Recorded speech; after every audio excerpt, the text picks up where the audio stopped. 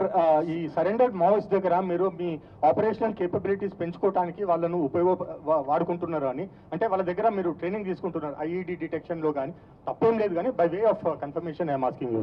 Definitely తీసుకుంటాం, తప్పేముంది అందులో. వాళ్ళు తప్పేం లేదు. అదే దట్స్ వాట్ ఐఈడీలు లేకపోతే ప్రెషర్ బాంబ్స్ లేకపోతే ఈ బాంబ్స్ అని ఇవన్నీ కూడా అక్కడ ఉండడం వల్ల సామాన్య ప్రయాణికానికి సమస్య కదా. అది సామాన్య ప్రజలకు, అట్లా పశువులు కాసే వాళ్ళకు, వ్యవసాయం చేసుకునే పోయే వాళ్ళకు, లేకపోతే మామూలుగా ట్రాన్స్పోర్ట్ కోసం పోయే వాళ్ళకు వాళ్ళ సమస్య కదా అక్కడ ఉంటే అవి. కాబట్టి వీళ్ళని సహకారం తీసుకుని డెఫినెట్లీ వాళ్ళని బయట తీస్తాం. వాటిని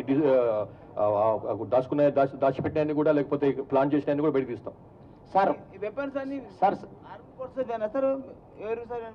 ఇందులో అన్ని ఇప్పుడు AK-47 కానీ, SLRలు కానీ, 303లు కానీ, ఇన్సాస్ కానీ, ఇవన్నీ ప్యూర్లీ పోలీస్ సంబంధించినటువంటి వెపన్స్. అది CRP లాంటి వాళ్ళు కావచ్చు, లోకల్ పోలీసులే కావచ్చు. ఇవన్నీ కూడా ఎందుకంటే ప్రొహిబిటెడ్ బోర్ అంటారు వీటిని. ప్రొహిబిటెడ్ బోర్ అంటే ఓన్లీ యూనిఫామ్ వేసుకున్నటువంటి వాళ్ళ దగ్గర ఉండాల్సింది తప్పిస్తే వేరే దగ్గర ఉండడానికి వీలు లేదు. నాన్ ప్రొహిబిటెడ్ బోర్ కాదు, ప్రొహిబిటెడ్ బోర్. కాబట్టి అవి పోలీస్ సంబంధించినటువంటి వెపన్స్ అవి.